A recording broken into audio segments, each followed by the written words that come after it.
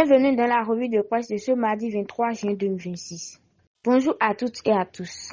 Merci beaucoup de votre fidélité. Voici les grandes lignes de la presse nationale de ce mardi 23 juin 2026. Nous ouvrons cette revue avec Décryptage Info, qui s'intéresse au sport à la base. Le quotidien met en lumière les playoffs U15 disputés à Kobe, où Kotel Academy confirme une nouvelle fois son statut de véritable pépinière de talents de football béninois. Le même journal revient sur les opérations d'aménagement du littoral béninois, avec le démantèlement des constructions précaires érigées le long de la route des pêches. Une action qui s'inscrit dans la politique gouvernementale de valorisation et de sécurisation de cette zone à fort potentiel touristique. Toujours à la une de Décryptage Info, le secteur agricole est présenté comme le grand oublié de la presse écrite nationale, malgré son poids considérable dans l'économie béninoise. Sur le front humanitaire, le journal Oro rapporte que face aux défis sécuritaires de la sous-régionale, le Bénin accueille actuellement 4300 réfugiés et demandeurs d'asile. Sujet également traité par La Nation, qui souligne le renouvellement de l'engagement du Bénin en faveur des populations réfugiées. Dans la même dynamique, le meilleur rappelle que le pays réaffirme sa solidarité et sa protection envers plus de 29 000 réfugiés et demandeurs d'asile présents sur son territoire. À la une de l'emblème du jour, l'attention est portée sur le président Joseph Djogbenou qui enclenche une procédure dont les contours sont détaillés dans les colonnes du journal. De son côté, la boussole s'intéresse au développement touristique et salue les actions d'assainissement engagées par le gouvernement dans la zone de la route des pêches. Question économique avec Fraternité, qui annonce que pour faire face au collectif budgétaire de 882,4 milliards de francs CFA, le Bénin vise 947,4 milliards de francs CFA de recettes douanières en 2026. L'informateur révèle quant à lui que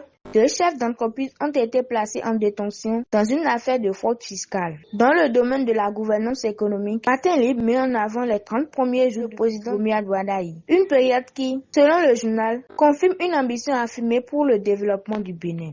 Éducation à présent.